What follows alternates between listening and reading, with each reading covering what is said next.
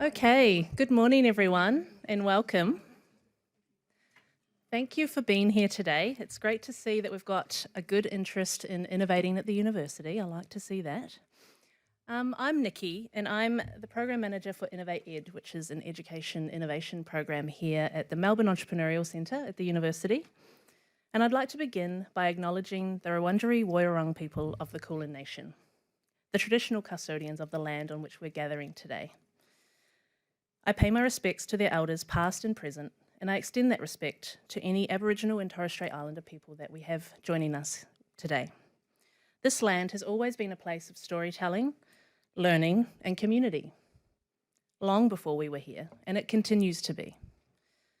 As we gather here today to share ideas and look to the future, let's remember that we do so on unceded land, and we acknowledge the enduring connection that First Nations people have to country, culture and knowledge systems. Okay, we've got a couple of housekeeping notes before we get started. If you need to use the bathroom, you can head out the door that you came in and turn to the right. In the unlikely case of an emergency, please follow the Melbourne Connect staff and they will tell you where you need to go. And finally, please switch your phones on silent out of respect for our guests today. So we're in the middle of a global shift where AI, rapid changes in workforce skills, and even political forces are transforming the world around us. In response, expectations of universities are changing. We must adapt to stay relevant and meet those changing expectations of students, industry, and society. Students today are asking more, not just in the quality of education, but in the value, the flexibility, and the experience that we offer. At the same time, Australia is navigating its place in an increasingly competitive global higher education landscape. To foster real innovation in higher education, we need to create the conditions that make experimentation not just possible, but expected. And that's what today's conversation is all about. This means enabling people across the university, students, educators, research, and professional staff to test new ideas, even if they don't have all the answers yet. You'll hear today about innovations already happening here at the university and how we might think about scaling these ideas across the institution. This event also introduces a new university community of practice, a space where we plan to design to support and practical collaborative innovation in education. Whether you're already building something or you simply know things could be better, then this community could be for you.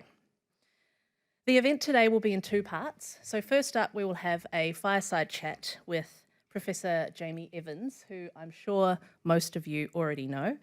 He is the Pro-Vice Chancellor of Students and Education here at the university, and you will see him up here shortly. And Michael Poisel, our new Executive Director of the Melbourne Entrepreneurial Centre, who's recently joined us from the University of Pennsylvania in the US. There, he led major innovation and commercialisation initiatives, raising over $900 million in funding. This chat at the beginning is to get to know Michael a little bit and sort of get to know where he's coming from in his vision for the university. The second part of the event, we will invite some innovators to the stage to join Jamie and Michael and have a conversation about what innovation looks like in practice. We're here to explore how aligning education strategy and innovative and entrepreneurial thinking can drive meaningful change in higher education. So, first up, I would like to invite Jamie and Michael to the stage. If you could come up, please. And I will hand it over to Jamie to lead the fireside chat, and I'll be back with you shortly.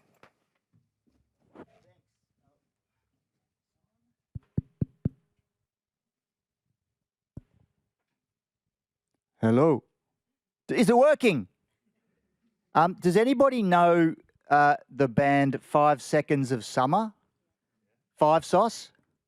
You know them. Today is not 5 Sauce. Today is 10 minutes of Michael. 10 Mum, all right? Forget 5 Sauce. We've got 10 Mum here today. Michael, so you started on August the 4th, I believe it was, fairly recently. Correct. And we heard that you were at UPenn, I think, for over 15 years before coming here. But I'd like to go back a little earlier, if that's all right. And I'd love to know a little bit about where you grew up, where you went to college maybe, and sort of that path that led you to landing at UPenn in the role you had there? Sure. To the extent anybody's interested, I grew up in Indiana, which is the middle of the United States, and always had a dream of going to Rose-Hulman to be an engineer. From the time I was like 9 years old, I was going to be an engineer in the space industry.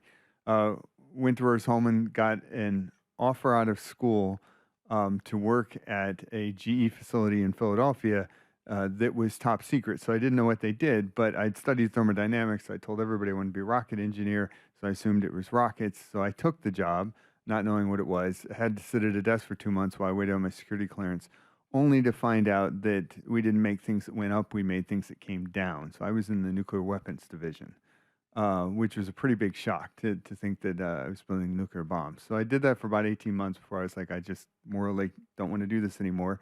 And I was able to move over to their satellite division. So by 23 years old, I'd accomplished my 9-year-old dreams. I did that for a few years before I realized it wasn't that exciting after all. And the internet was starting up. So it was one of those momentous moments that I'll never forget, of walking by a display case at work and seeing the weather map on a computer screen. And today we think nothing of that, but back then I stared at it. I'm like, I don't know how that's possible. And a guy came up, stood next to me. I said, do you understand how they're doing that? And he said, well, that's Mosaic. And I'm like, what's Mosaic? He said, call the IT department. They'll install it on your computer and your life will never be the same. And it wasn't. I decided that day I was quitting my job. I was going to go back to business school, teach myself how to code, and completely go towards the internet, which is what I did. I was fortunate enough to be admitted to Penn's Wharton School, which is their business school. Went there, taught myself how to code, started my own company, worked for an internet startup. I actually got to work for the world's first internet bank, which again is something today we take for granted, but back then it was an unbelievable invention. And so got deeply immersed in the internet, got into venture capital coming out of school, and did that for 10 years before the opportunity to go to Penn came along, which at the time was presented to me as to run an early stage fund for them. And I got there, the economy was crashing in the US, and I was there a month and they decided they didn't want to do the fund after all. Which is like, you really could have figured that out before I came and started here. But you talk about things that'll change your life. I was trying to figure out what I was going to do, and a woman came around the corner of my cubicle and said, I've got a faculty member, a researcher, that keeps talking to me about starting a company, but I know he's never going to do it. Can you please talk to him and try to help him figure out how we'd actually get this done? And I said to her, I literally have nothing to do, so yes, let's go meet with him. By the end of the meeting, I was starting the company for him. We got the company funded, operational, and I went back to her and said, do you have anybody else like this? And she said, I have hundreds. And we took off. So fast forward 15 years later, we started almost 300 companies. Our company's raised about $1 billion in capital. We had 10 exits, including the last company I worked on before I left. We sold for $400 million. So it was a good run. Not bad. You mentioned pretty quickly you went to Rose-Hulman and that you'd always wanted to go there. And I'm not sure how widely known that is because it's a relatively small college. But if you're in engineering education space, you really know Rose-Hulman because it's sort of widely regarded internationally as being a place that does some really interesting things in engineering education and beyond. So I'm just a little bit curious about your experiences there and how it, although maybe you're not working as an engineer now, how some of that shaped your approaches or mindsets. Or was it a good education? Because certainly that's the view from the outside, that it's quite an innovative place for engineering education. Yeah, it's actually a really special place. So I think it's now 25 years running. U.S. News and World Report is ranked at the #1 undergraduate engineering school in the world. So it is absolutely a phenomenal place to go and learn about engineering. When I went there, it was very small. It was only male students, which was kind of crazy. The faculty and the students had all voted to go co-ed, but the chairman of the board, who was a woman, kept vetoing the proposal every year because she didn't want girls to distract her boys. You can believe that. So we were only male. But what made it so phenomenal was that the professors all were there to teach. They did consulting to local corporations on Wednesdays, but Monday, the other days of the week, they were there for us. And I will never forget some of the unbelievable experiences, like trying to learn modern physics and going through an hour lecture and the professor saying, for all of you that don't understand but really want to understand, I'm going back to my office and you're welcome to follow me.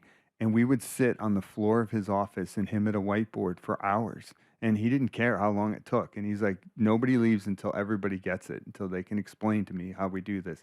And without that, I mean, there are subjects like modern physics that are just so hard to get your head around conceptually, for professors to care that much. We would go over to professor's house for pizza nights to watch a baseball game. I mean, they were so involved in our lives. There were no TAs. It was all very personally taught in small class sizes. And yeah, it was a phenomenal education. They led up to everything. And I credit them with everything they gave me. You know, I went there. My grades were good in school. They weren't phenomenal. So I actually had, I'll never forget, like I needed a letter of recommendation from my calculus teacher in order to apply to Rose-Hulman. And I gave her the form and she laughed. She was like, I'll sign this, but you're never going to make it there. And, you know, it was that kind of encouragement that really helped me in my life. But, you know, it's also, and I think about that with schools, and as people think about, you know, education, and there's different theories, like Malcolm Gladwell talked in one of his books about being a big fish in a small pond, you know, how you should maybe go to a smaller school. He talked about how many engineering students don't ever graduate because it's so hard and they go up against all these smart people and they lose their self-confidence. So go to a smaller school, and that, to me, it's really individualized about, you know, what makes sense for you and what education works best. That environment worked for me because I had so many people telling me I was going to fail that it created that determination in me that said, I'm going to show everybody they're wrong. You know, it's an interesting school in that the president, the first day when all the families are there, he reads off this list of, this is the number of valedictorians that are here. This is the number of National Merit Scholars that are here. I want you to understand that half of you will be in the lower half of your class. Right? Perfectly obviously thing to say, but for all of these high achievers to sit there and go, wow, like I am going to be an average student in this school, was really hard for a lot of people to grasp. So you have only been here 4 weeks, so perhaps this is an unfair question, but I'm certainly interested in why you moved halfway across the world. Did it have anything to do with Donald Trump, and what your initial impressions are of Melbourne, the university, and MEC? I'm still shocked that nobody during the interview process asked me that, of, are you just trying to escape Trump? Like, really, that's what this is about, right? And I have to be honest, there's a piece of it that's there, because it's so nice to be here, and it's still noise in the background, but at least it's just noise in the background. In the US, I will tell you that people talk about this every day, every moment of every day. It is, if you read, like, go to CNN's website, it's every story has Trump in it. Like, it is so dominating. That's the way he wants it. But it just dominates everybody's lives. And the whole country is just in a certain level of depression over it all. So it's not a very pleasant place to be these days. So yes, I'm very glad from that standpoint to be here. But my motivation really stemmed from, I had an unbelievable opportunity brought it to me by the State Department of the US about 3 years ago, where it originally started with them bringing somebody to me from Europe to coach, but very quickly them turning around and sending me around the world to coach other universities, other governments in how to do entrepreneurship and innovation. And so through them, I got to go to Romania twice, to Prague and Czechia, to Croatia. They sent me to London. They sent me to Singapore. Like, I got a chance to go all over the world, and it really showed me that there's so much more that I could do internationally than to just go to another university in the US. And I was fascinated by that concept and started looking globally for my next opportunity. I will honestly say Australia wasn't top of my list to move halfway around the world, but when the opportunity was shown to me and I looked at it and I said, this is a phenomenal chance for me because there's such a great platform already here. I don't have to create it. I just have to lead it. You know, it's a phenomenal team at MEC that I get to be a part of. And so for me, that's just great. So there's so much here, and yet also there's so much yet to be done, that it's really great that I can be a part of that. And I think the final question, because Nikki's standing up, 10 years' time, you've decided to support the mighty North Melbourne Kangaroos as your Yes. AFL team. Yes. They've just won 3 flags in a row, and so you're very happy about that. But in terms of what you've achieved at the University of Melbourne, what would you be hoping to have as a bit of a legacy? I want entrepreneurship to be so much a part of the culture here at the university, amongst the students, amongst the staff, amongst the researchers, and even the alumni. I want them to understand that creating a company is something that they can do, that it's not as scary and hard as it may feel at times. And I want to be able to put at least Victoria, if not the whole country of Australia, on the map of economic development through entrepreneurship. Let's create a lot more companies that create a lot more jobs, diversify the economy here in Australia.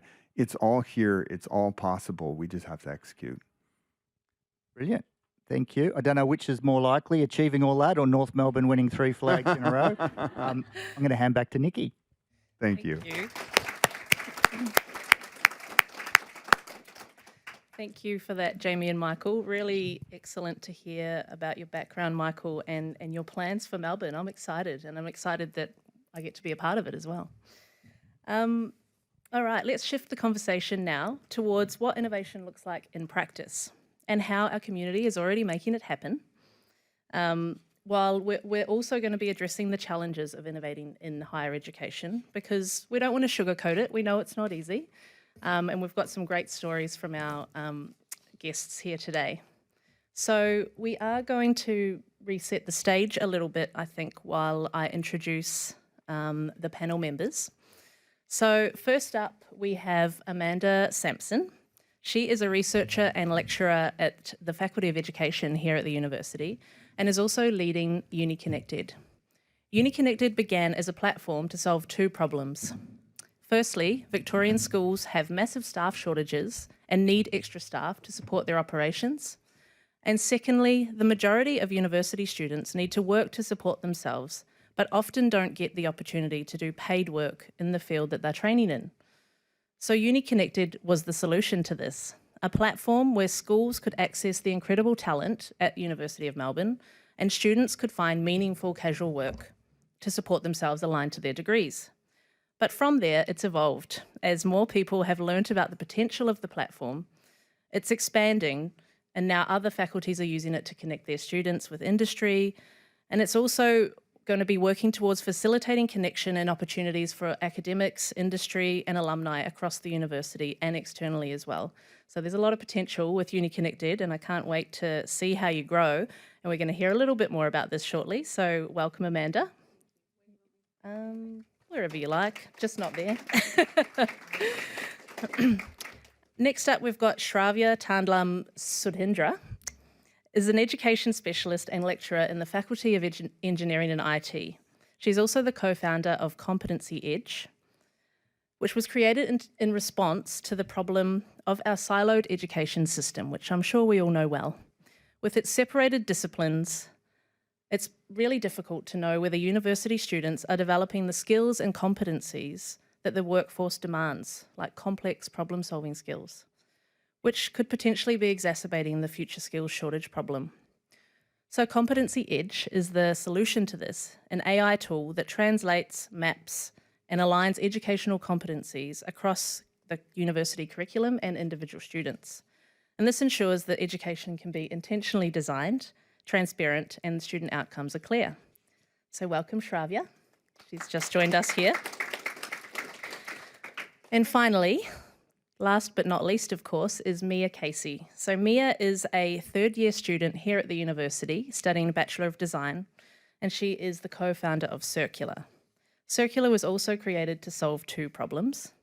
Firstly, students feel disconnected from campus life and each other.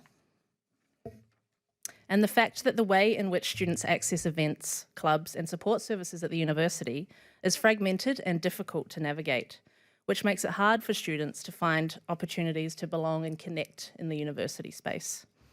So Circular is the solution to this, a platform designed by students in collaboration with staff for students to easily find out about events and opportunities, personalised to them, helping students connect with each other in university life.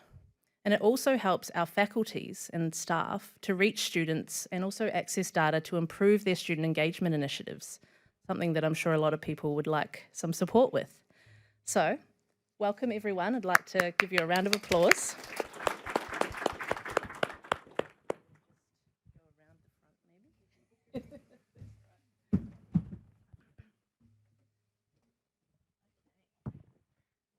Thanks for being here, everyone. We've got quite a large panel, so we're going to have a bit of time to have a good chat. And I do encourage sort of interaction with the panel as well. So if anyone has anything that they want to say in response to someone, we're open to that.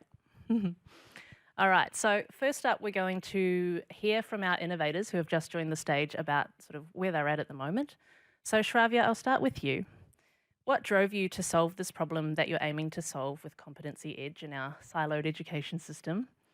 And also, can you talk a little bit about where you are in your journey at the moment?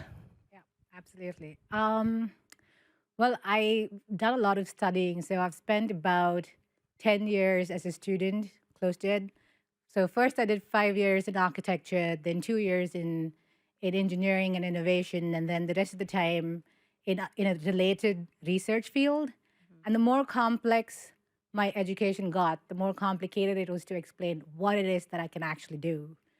And my transcripts did very little in order to sell what I can actually do. It did give you a list of courses completed, but I had to really sell myself.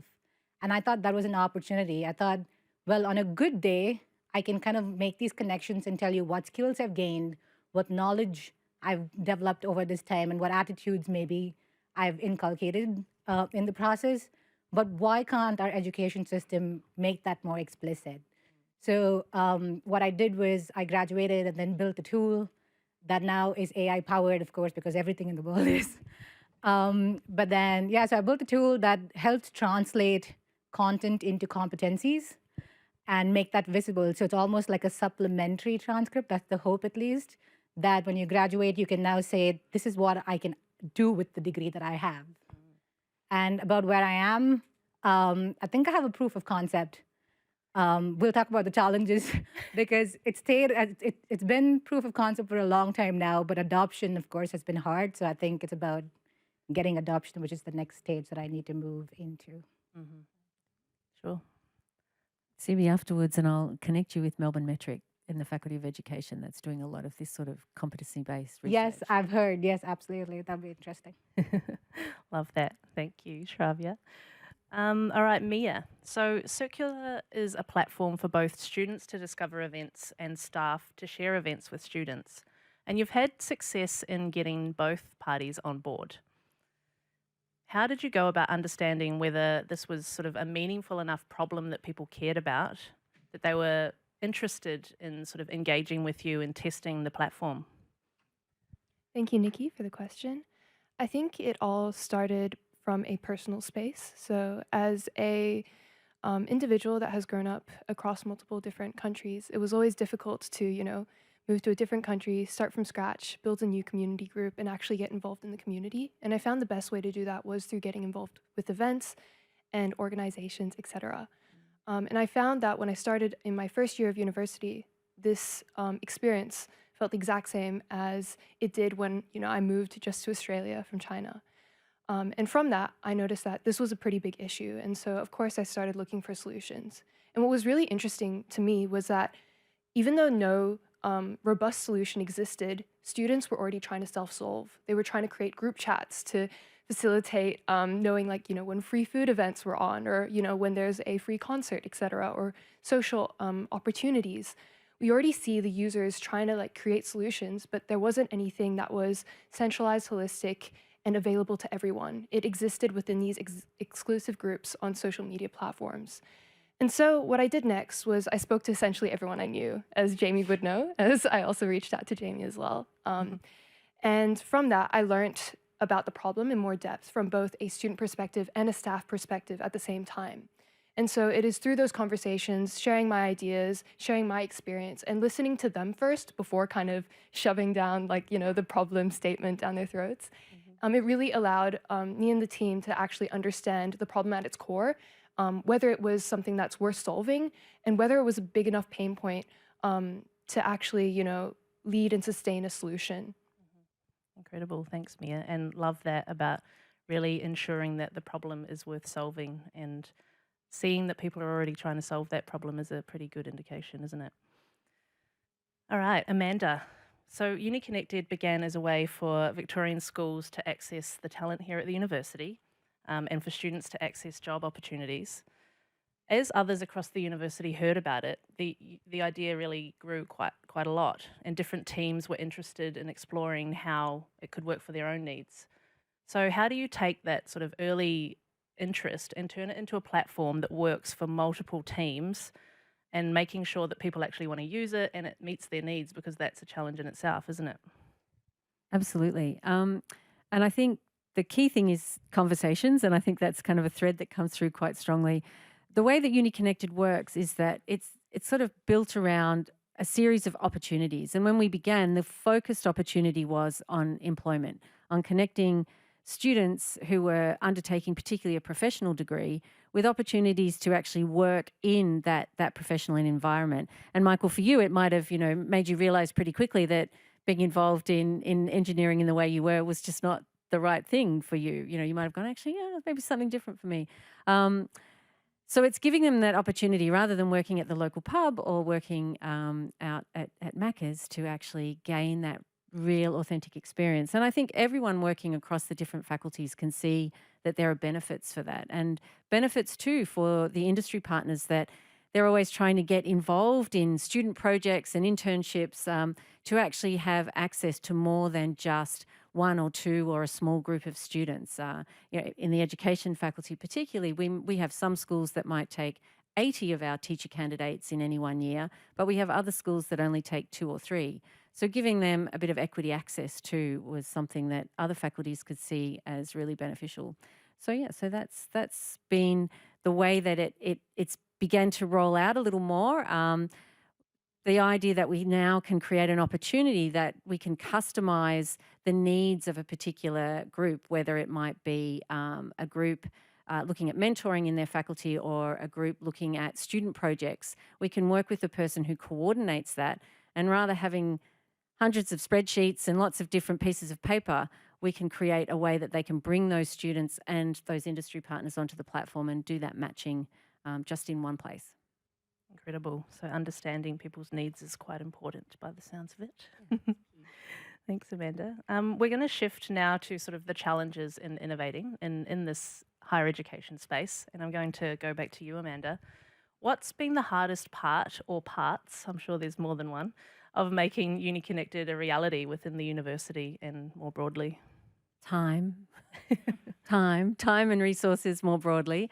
I think, Nikki, as you know, UniConnected was part of InnovatEd, and one of the great advantages of that was I would say to Nikki, I need this, and I don't know where to find it, and I don't know how to find it in the university, and there's no one place to find it, which actually, ironically, is what UniConnected will hopefully eventually solve as well, that you can go, I need to be in an eco space of innovation at the university. If I go in there, I'm going to find all these other people who are also supporting in different ways. So for me, definitely a lack of joined up thinking across the university, a lack of ease of pathways to find things, and to know what was available to me as an entrepreneur, unless I was really pushing outwards. And look, and that should be obviously the part of bootstrapping up a company and things like that, is that you're out looking for all of those sorts of connections and opportunities. But at the same time, when you're in an organization like this, which is so richly resourced, and when hopefully we are all moving towards the same idea of making the world easier and a better place to live in, we probably need to get some of this stuff functioning a little bit better within us as well, because we've got incredible resources here, both in terms of people, of ideas, and of fundamental things as well. And I think making it easier and clearer to access that would help speed things up, for sure. 100% agree. Shravya, you've joined the university relatively recently. I think you started at the start of this year. What's been sort of the most confusing or challenging in finding pathways to innovate here at the university? And also, could you sort of talk about how that compares to your experience at your previous role in the Singapore University of Technology and Design, which is a relatively young university? Yep. I've had a pretty good run, honestly, since January. The fact that I'm here is telling. So I'll start with saying that the university so far, at least the department that I belong to and the peers I work with, have been great at like shining a spotlight at the work that we do. And also you. I had one conversation and today I'm here, so I have very little complaining to actually do. But what I have noticed is that while I did get buy-in at the department level and from my peers, since I've had support from peers, so they understand and they are the true users of the product that I developed, buy-in would mean buy-in at different levels. And there are many levels to comb through. And I think the true magic for something like this happens when it's not in a siloed department and it's across departments. And every department has such a different way of functioning. They have their own processes. And so this would now mean that I step aside from the role that I have and actually try to understand, what it is that they need and custom make it. And like Amanda was saying, time is a valuable resource that not many of us have. So that's definitely been one of the challenges. So I definitely feel like over here, it's more like a bottom-up sort of a approach, whereas from where I come from, which is, as you said, a very young university, it's only 10 years old. Design and innovation was part of their core, was their USP. And so a lot of initiatives at the university were top-down. And my research was part of the vision that the management had. So a lot of this, it was easy to get broad adoption, but my research was still very preliminary at that time. And it had its own challenges in terms of how far I had gotten. Now I've gotten that far, but then adoption is hard. So I somehow feel like they both have, something miraculously needs to happen where you have like the top-down the top-down approach is also there, whereas also the bottom-up, you solving a problem for the people you're actually going to use it. So I guess that's kind of the comparison between where I am now and where I was. Yeah, amazing. Thank you. And yeah, very interesting to hear about those differences. Jamie, let's move to you. What do you think needs to shift institutionally to address barriers to innovation, some of the ones that we've heard here today? And is there something that we need to fundamentally rethink in how the university supports innovation? Big question, Nikki. But Sorry. sort of what I was going to talk about, I think, flows really well from Shravi, because I sort of was going to talk a little bit about top-down, bottom-up. Because there's like institutional innovation in education, which might be in doing something crazy with curriculum structures. And indeed, the Melbourne curriculum structure is very unique and in some sense innovative in Australia and was a really big change back in 2008 when we started. Or, things like the block model at VU or a sweeping ban on lectures as a big new thing, how innovative we are as a university, or every student's going to do a subject on AI. And there's some sense in which people call that innovative institutions, but like it leaves me a little bit cold. Like I'm really not, I know they're important and you can do really useful things in that way, but I'm much more interested, because that stuff doesn't create a culture of innovation at all necessarily, right? So I'm particularly interested in the bottom-up innovation, in working out how to make it easier for example, for teachers to experiment and be creative in their own teaching and to get really interesting results and spread the word amongst colleagues and maybe scale it up and sort of have that influence. And why I say that is because I think the times in my career that I've had the most fun in my job is when I've been in a teaching team, teaching, subjects, and we've had the autonomy and the freedom and the interest amongst all of us to try radical things in our teaching and to be so excited about what the results are going to be like. And so I kind of want to have an opportunity for more people to be experiencing that in their teaching. But it's really, really hard for most people. Universities, they're amazing places, but they are risk averse, they're bureaucratic, they're conservative, they're hierarchical, they're siloed.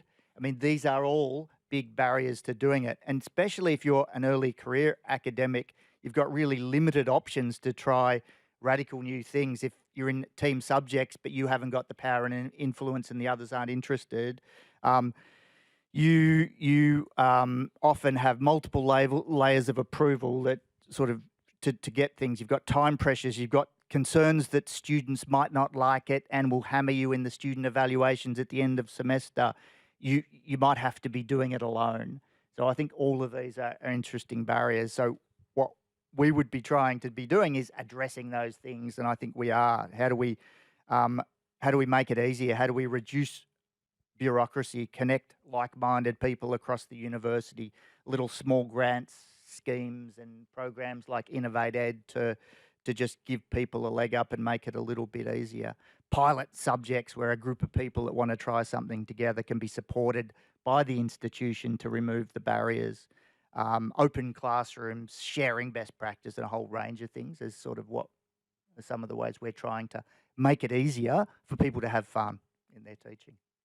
I kind of want to touch on that as well, if that's all right. So just building off what Jamie said, I think it's so special that we are operating in Australia and in Victoria, particularly because from a student perspective, like what I've noticed is there's less of a barrier between professors and students. Like I feel I can easily, speak to my professors, work on projects together, and I do see other, students at any level, whether it be bachelor's or PhD students, connecting with their professors to, bring innovative ideas to life. And I think that's where the bottom-up approach comes from. And I believe there's a lot of opportunity in embedding this within the curriculum, but more so also facilitating interdisciplinary collaboration by allowing the curriculum to support that by encouraging, students from FBE and FEIT to work together. And we already see that through, for example, the startup pitch competition that MEC runs and other initiatives that I believe are in the pipeline as well. Incredible. Thanks, Mia. It's always good to hear perspective from students as well and how you see it. So thank you for that. And thanks, Jamie. A lot to think about. A lot is happening and a lot more to be done, I think. Michael, just quickly, why do you think so many innovations, university-based innovations, fail to scale? And what are we missing in how we can support them? Well, I think one of the things I would go back to is a book that was written probably 20 years ago now called Crossing the Chasm. And I still think that has a lot of insights for entrepreneurs to think about their product and how it applies to a potential market today, but how are you going to apply to a much bigger market later? Okay. Not scripted. And the whole concept of like a nice to have versus a need to have, that you have to make sure that your product is something that is needed globally. I think for us here in Australia, we should think of the Australian market as a great testing ground for products and services and figuring out what works best. And then immediately start looking globally and not just saying, well, we have to go to the US, but really doing the right research to understand what is the next big market for this product or service and how are we going to go after it and how are we going to get there. Most of the time, it's probably going to be through partners. So how do we develop those relationships to be able to generate those partners? But there really does have to be that mindset of scaling and thinking big and not just thinking small. I was talking to a researcher last week about his company, and I said, is your product almost finished? He said, oh, yes, we already have revenue.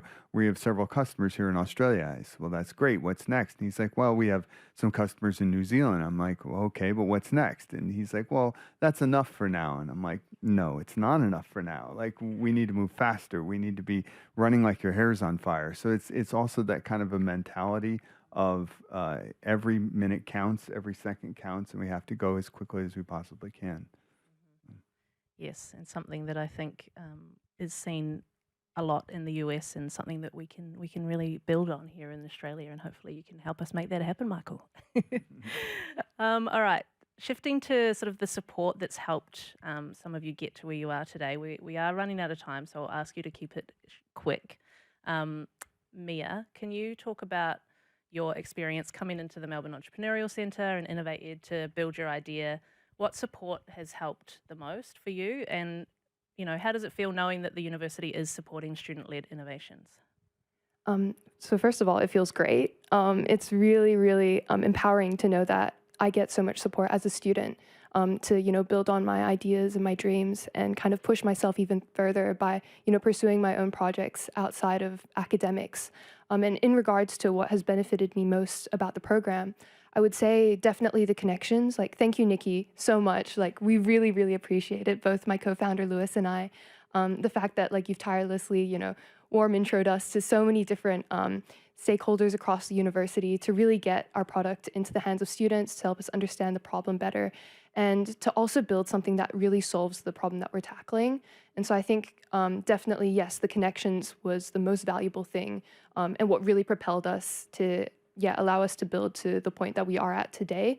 Moreover, I think definitely the funding as well, like something that we never really plan to do is give away equity to anyone who's not working on the team actively every single day.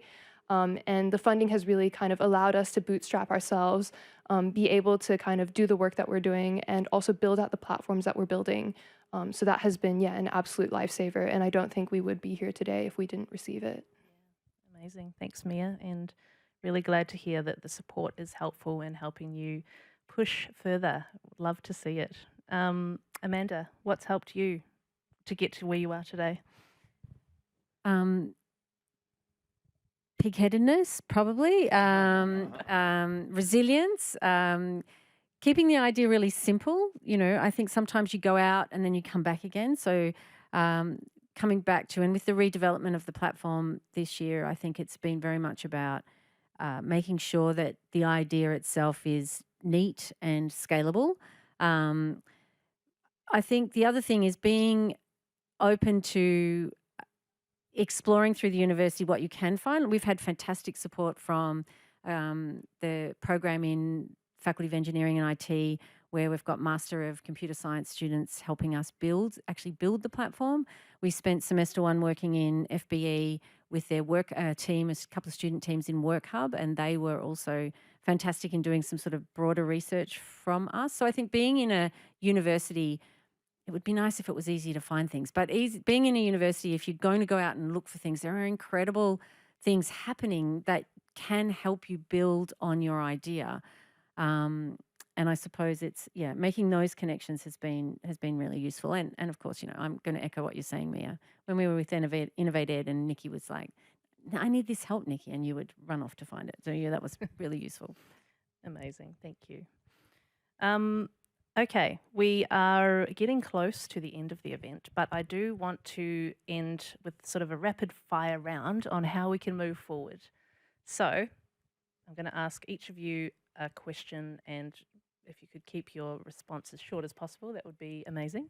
Shravya, what's something you think we could do tomorrow to support innovation and move it forward here at the university?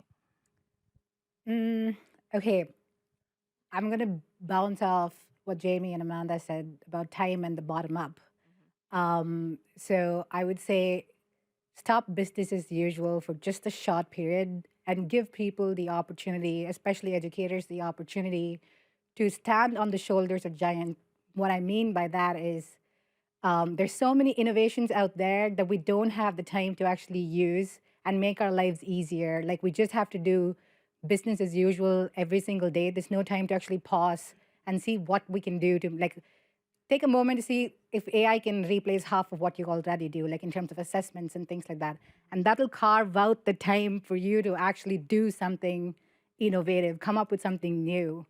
I've had to carve out that time from my own personal life. Like, my job's never taken that backseat. Yeah. So I'm sure a lot of other educators and people who are in education who love doing what they do find it hard to innovate because of that. 100%. Yeah, you need the brain space to be able to be innovative, don't you? Thank you. Good one. I love that. Amanda, what would you say to someone that's sitting on an idea and doesn't really know what to do next?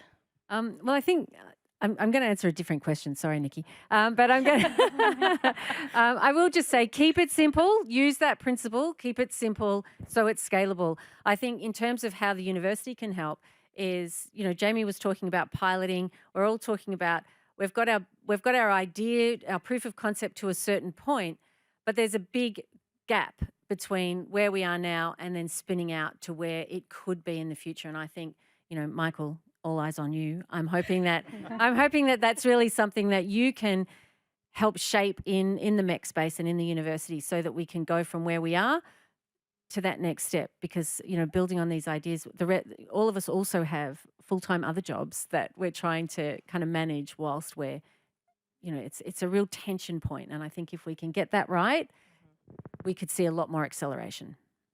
For sure. Yep. Support is key, no doubt. Thanks, Amanda, and for answering your own question. It's excellent. Mia, what skills and insights do you think you've gained through your innovation journey that you might not have sort of discovered through your in-classroom student experience? That's a good one. I would say it would definitely be kind of what I'm capable of and also how far I can push myself. So a lot of soft skills in terms of resilience, how hardworking I am, because, starting a business and everything, you do need to make sacrifices, and what I'm willing to sacrifice for, what I believe needs to be done and what needs to, come to life. And moreover, I think I've really learned, how to manage and lead a team. I've learned how to connect with others, to negotiate. And I've learned how to, apply what I've learned in the classroom in unique and creative ways, and in ways that I never really would have imagined. Incredible. It sounds like an excellent experience.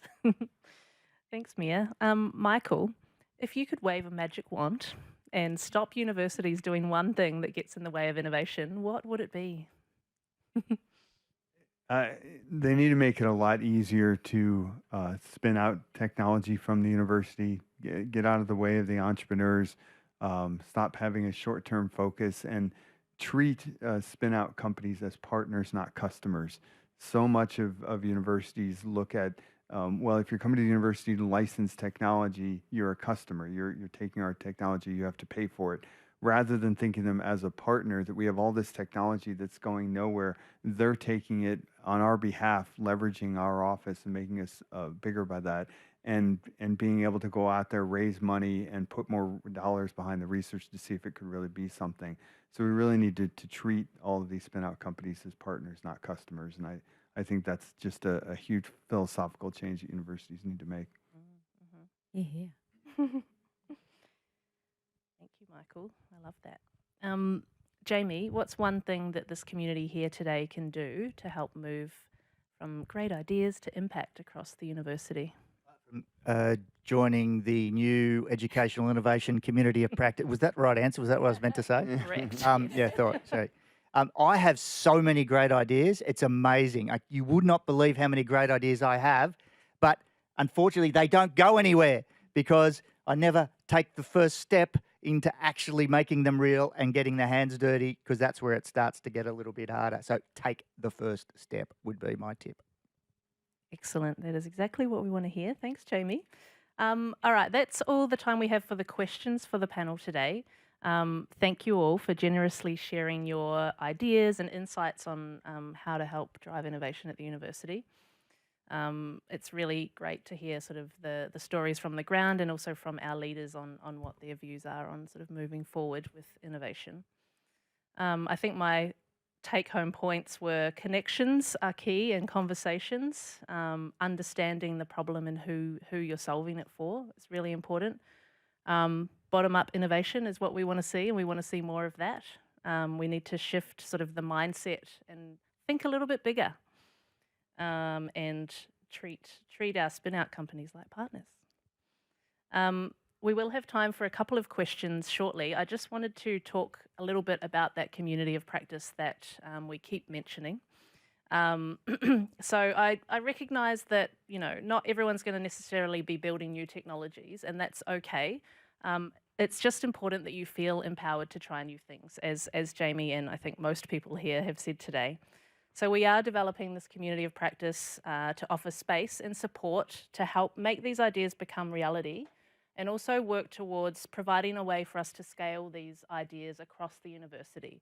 And we do need your help for that, because we need people to come and bring ideas, and we need people to be open to testing new ideas.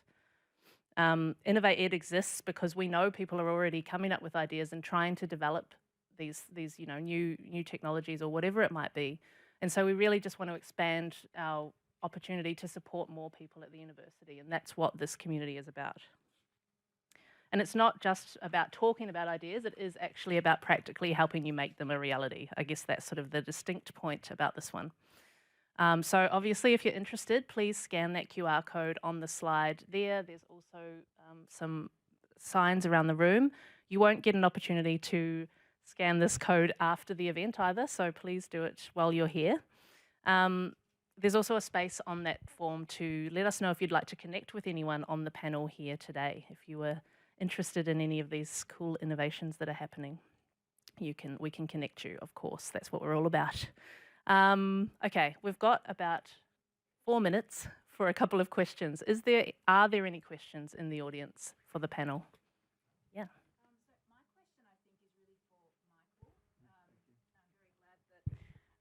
You're at the University of Melbourne now, 4 weeks in and all the rest of it. It's really inspiring to hear about how you started and all the things you've done, mentoring and coaching people.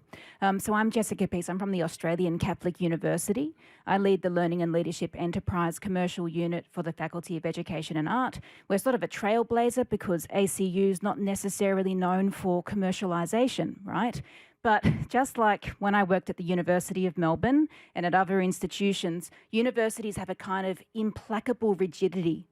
And so you keep talking about top down, bottom up. What I see always is that universities are really excited, executive vice chancellors, all the rest of it. They're all about innovation, new ideas, investing in things.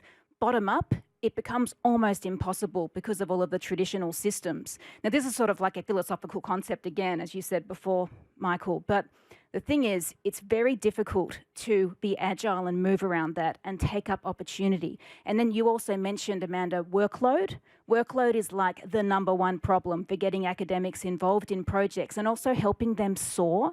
We kind of do things outside of time, at night, at lunchtime, and so forth. So I think that there really has to be a shift. And Michael, I would be interested in hearing from you in terms of how you think you might navigate that using this Melbourne Entrepreneurial Centre as the kind of core to this work.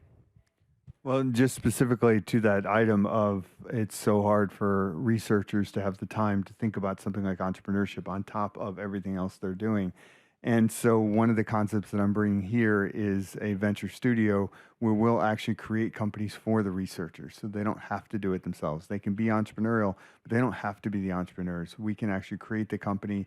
We can go out and source the management team to run it. We can train the management team. We have such great programs here already with TRAM, training those CEOs that bring in to be top-notch CEOs in how to raise money, how to build a business. And so we'll work with the teams and build them that way.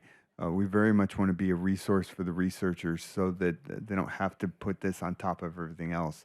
I was talking to MIT a while ago, and they said, we have such a problem because we have all these educational classes for our researchers, and they don't come.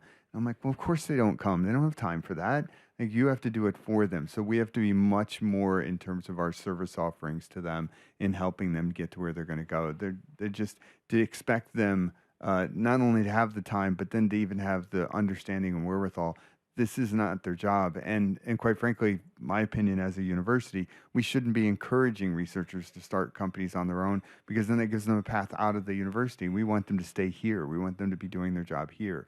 So let's provide them those services without the expectation that they're going to have to do it themselves. Thanks so much.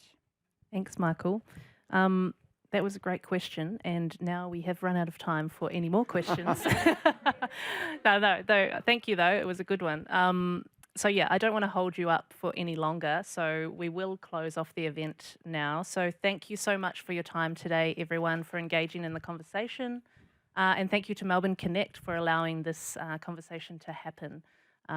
Really great to see everyone here, and we look forward to seeing what you build next. Thank you.